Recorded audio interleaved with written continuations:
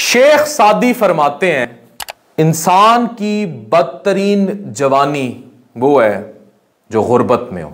किसी एक ऐसे इंसान पर तरस खाओ जिसकी जवानी मौश की फिक्र में गुजर जाए।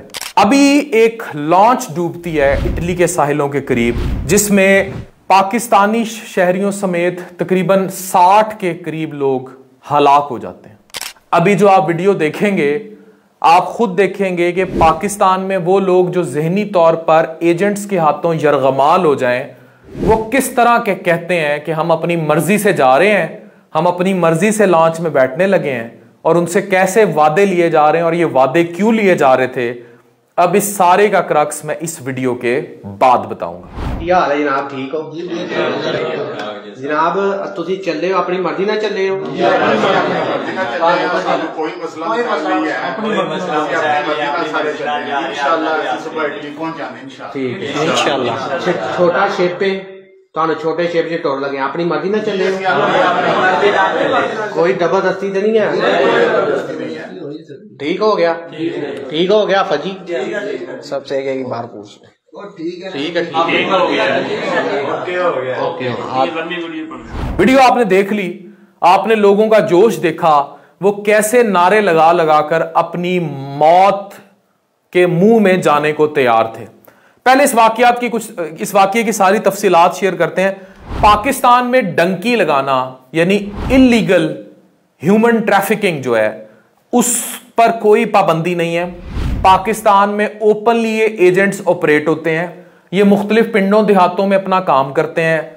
लोगों को क्योंकि एक खपत हो चुका है यूरोप का, अमेरिका का, इनके कोई शुरू में चले गए या वहां से पैसे आना शुरू हो जाते हैं, डॉलर्स का खपत, जू डॉलर बढ़ता जा रहा है, ये खपत भी बढ़ता जा रहा है।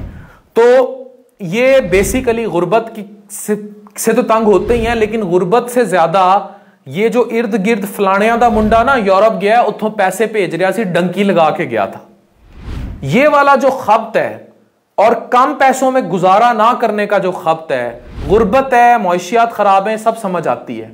पाकिस्तान की अक्सरियत का बाहर जाके काम करना, यहां बीवियां बेचारी परेशान, बच्चे वहां यहां परेशान, खुद वहां परेशान, परदेश में जो जिंदगियां काटते हैं, लीगल तरीके से भी जो जाते हैं वो भी बदहाल हो जाते हैं। तो इलीगल जो डंकी लगा के जाते हैं, कभी इनके पैर उतरते हैं बर्फों के पहाड़ों में, कभी इनको जंगली जानवर जंगलों में नोच लेते हैं, कभी ये बंद कंटेनरों में मुर्दा हालत में पाए जाते हैं, एक जगह से दूसरी जगह, दूसरे मुल्क चोरी ट्रांसपोर्ट होते हुए, कभी इनकी लॉन्चें उलट जाती हैं, कभी ये बॉर्डर फोर्सेस की फायरिंग और गोलियों का शिकार होकर मारे जाते हैं। इनके साथ वो होती है जो आप सोच भी नहीं सकते। इन पर कभी आप इंग्लिश फिल्म में देखें कि किस किस्म के मजालिम ज्यादा रस्तों से गुजरते हैं, तो जो जुल्म ये सह के वहां तक पहुंचते हैं, वो जुल्म आपने देखा नहीं होगा।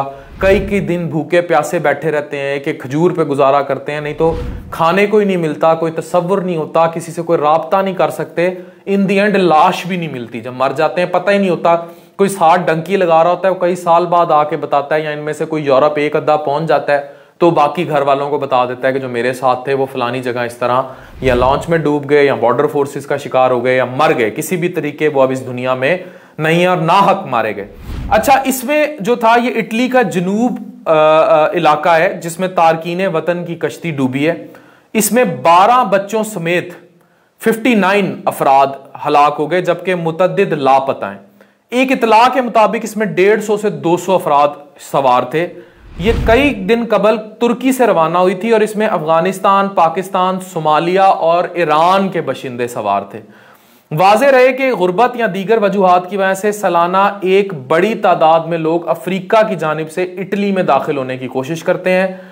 पाकिस्तान में जो दफ्तर खारजा है उसका बयान यह है कि इटली में डूबने वालों में मुमकिना इससे वो वाकिफ हैं इस खबर से, लेकिन अच्छा यह था कि पाकिस्तानी हुकूमत इन एजेंट्स को यहीं पकड़ लेती तो यहां अपने मुल्क में वाकिफ हो जाती तो बेहतर था। अच्छा, रूम में पाकिस्तान सफारत खाने अतालवी हुकाम से वाकये के बारे में जानने की कोशिश कर रहे हैं। अगेन पाकिस्तानी हुकाम पर सवाल उठता है कि कितने डूब मरने का वकाम है। फिर एयरपोर्टों पे अब और नंगे होंगे पाकिस्तानी हरे पासपोर्ट वाले जो लीगल तरीके से जाने की कोशिश करेंगे। क्योंकि आप अपने शहरियों के बारे में किसी और सफारत खाने से मालूमात इसलिए ले रहे हैं क्योंकि आपके शहरी इलीगल तरीके से उनके मुल्क में दाखिल होने की कोशिश करते हुए मर गए। ये कश्ती इटली के कालाबरिया इलाके में क्रोटने कस्बा है, क्रोटने का एक कस्बा है, उसके साहिल पर उतरने की कोशिश कर रही थी। यानी इटली में एक इलाका है, गुमनाम किस्म का इलाका है कालाबरिया, उसके करीब जो एक कस्बा है, एक गांव है, एक देहात है, उसके साहिल पे आप इमेजिन करें that English Hollywood movie situation कि क्रोटने कस्बे के करीब साहिल पर लंगर अंदाज होने की कोशिश कर रही थी जहां यह वाकया पेश आया। अब अच्छा, जो जिंदा बच गए आपको पता है ये भी हिरासत पे ले लिए गए। जो जिंदा बचे उन पर ट्रॉमा चेक करें कि एक तरफ मुल्क से दूर है, कश्ती डूबी है, दूसरी तरफ दे आर अरेस्टेड कि तुम इलीगली मुल्क में दाखिल हो रहे थे, और जो वो हशर कर रहे होंगे वो भी बताया नहीं जा सकता। इनको एक साहिल पर कंबल में लिपटे देखा गया और रेड क्रॉस इनकी मदद कर रहे हैं। इनमें से चंद को अस्पताल ले जाया गया। अब ये जो बच्चे हैं, ये बच्चे कैसे हैं? या तो खुद कुछ ने तैर लिया, कुछ को मकामी लोगों ने बचा लिया, या जो भी हुआ कुछ तादाद बच गई। ये जो कस्बा है, ये जो क्रोटोने कस्बा है, इसका मेयर है एंटोनियो केरासो। इसने बताया है कि इससे पहले भी साहिल पर लोग उतरते हैं लेकिन ऐसा सानिया कभी नहीं हुआ। लेकिन लोग इलीगल इमिग्रेंट आते हैं यहां और हमने बड़ी सख्त सिक्योरिटी यहां रखी हुई है। इसमें जिंदा बच जाने वाले हर फर्द को इंसानी स्मगलिंग के तहत हिरासत में लिया गया, लेकिन जो इनका मेन एजेंट था वो इन्होंने आइडेंटिफाई कर लिया। अब जो अतालवी वजीर आजम है जॉर्जिया मेलोनी, इन्होंने गुज़िश्ता साल तारकीन वतन को रोकने के लिए वादा किया था और इसी वादे पर इलेक्शन जीतकर ये आई, और अब वो कहती हैं कि ये सब स्मगलर्स कर रहे हैं, हम जितनी इमिग्रेशन में सख्तियां कर सकते थे हमने कर दी, अब ये स्मगलर्स का काम है जो इनको यहां ला रहे हैं और एक टिकट के बदले झूठा सफर करा के यहां दाखिल करने के यूरोप में। अच्छा, मर्द औरत और मतलब बाज लोग इनमें ऐसे भी ट्रैवल करते हैं ये बाकी मुल्कों से, सोमालिया, ईरान से, जो मुल्क के हालात से तंग होकर अपने बीवी या बच्चों के साथ ट्रैवल करते हैं। आप खुद सोचें कि सारे सफर में बच्चे डूबे हैं और इनमें एक बच्चा ऐसा भी है जिसके बारे में डिटेल्स थे जिसने अपनी बहन को डूबते देखा है। अब इसमें जॉर्जिया मेलोनी जो है उन्होंने अब पक्का इरादा किया है कि इस पर और सख्ती की जाएगी। इटली के जो वजीर दाखिला हैं मैटियो, उन्होंने इस मकाम का दौरा किया और उन्होंने कहा है कि 30 अफराद का अभी तक कोई पता नहीं है, वो भी यकीनी तौर पर डूब चुके होंगे, इनका नहीं पता, लाशें नहीं मिली। और हलाक होने वालों में एक चंद माह का बच्चा भी शामिल है। जस्ट इमेजिन, इतना पुरखतर सफर, इतनी पुरखतर जर्नी, और उसमें लोग बच्चे भी साथ लेकर चढ़े हुए थे। कोस्ट गार्ड्स ने बताया कि 80 अफराद को जिंदा हालत में पाया गया, जिसमें से कुछ ऐसे थे जो कश्ती डूबने के बाद साहिल पर पहुंचने में किसी भी तरीके कामयाब हो गए। अच्छा, इसमें तादाद यही है कि एग्जैक्ट तादाद नहीं पता थी कि कितने, इवन एजेंट तक को नहीं पता थी कि कितने, क्योंकि मुख्तलिफ एजेंट्स थे, उन्होंने यहाँ ला के डंप किया था। इसमें जो कश्ती डूबते आपको बार बार हम दिखा रहे हैं, 200 से ज्यादा अफराद थे। ऐसा सानिया कभी नहीं हुआ।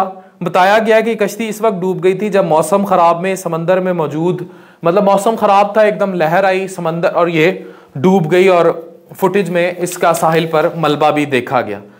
तो ये सारा वाकया था जो आपके सामने था। फिर ये तो थी जो हमें मुख्तलिफ जराए से डिटेल्स आई, रिसर्च कंटेंट है सारा, लेकिन इसके अलावा भी हमारे पास कुछ डिटेल्स हैं कि ये चली कहाँ से थी। ये तुर्की इजमीर से चली थी और इटली का सफर था, और 26,000 के करीब लोग 10 साल में पीछे इसमें अपनी जान दे चुके हैं। मुख्तलिफ NGOs भी इस पर काम कर रही हैं, और हमेशा जो अक्सरियत होती है इसमें पाकिस्तान, अफगानिस्तान, सोमालिया, ईरान और कुछ इंडिया के लोग, या अफगानिस्तान के सबसे ज्यादा जो तादाद होती है वो पाकिस्तान और अफगानिस्तान के इलीगल इमिग्रेंट्स की होती है जो ये अनसेफ रूट्स अपनाते हैं। अच्छा, जब मैं अब बात करता हूं ना अमेजॉन, ड्रॉप शिपिंग, पाइथन और ये, वो पाकिस्तान में लोग, जो यूरोपियन कंट्री है वो सस्ता लेबर ढूंढती है ऑनलाइन, कि कोई आए अपवर्क, अमेजॉन, पाइथन पर काम कर दे और सस्ता लेबर यहां पाकिस्तान में बैठे कंप्यूटर ऑनलाइन के जरिए दे दे।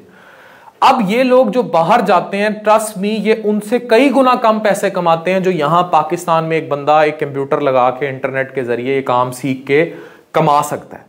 तो ये खप तो यहीं किल हो जाना चाहिए। जो मैं हुकूमत को बार बार फरियाद करता हूं कि IT, ई-कॉमर्स इंडस्ट्री को फरोग दे, और क्यों मैं इन IT और ई-कॉमर्स इंडस्ट्री के लोगों को प्रमोट करता हूं, इनके इवेंट्स पे जाता हूं, हर तरह के जो लोग है इस चीज को फॉलो करें, इस चीज को ट्रेंड के तौर पर फॉलो करें, और बजाय डंकियां लगा के यूरोप पहुंच जाएगा। यूरोप पहुंचना जरूरी नहीं है, वो पाकिस्तान बैठ के भी, अब इंटरनेट तो पहुंचा हुआ है ना, उसके जरिए कोई भी काम ऑनलाइन करके लाखों रुपया पाकिस्तान में कमा के अपनी मईशत ठीक कर सकता है।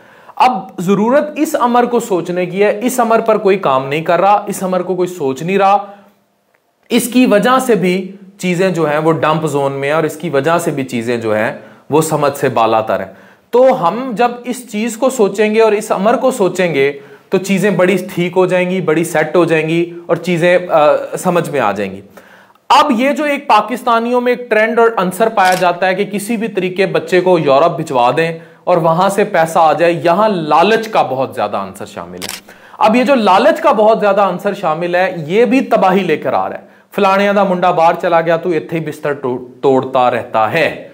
इस जुमले ने भी उस जो मैंने शुरू में बोला था कि नौजवानी में गरीब होना सबसे ज्यादा बदतरीन जवानी ये है जो गुर्बत में हो, तो वो वाली चीज जो है वो भी मार गई है। एक और आंसर भी है इस लॉन्च के और इस कश्ती के डूबने का। इमिग्रेशन पॉलिसीज पूरी दुनिया में दहशतगर्दी 9/11 के बाद बहुत सख्त हो चुकी हैं।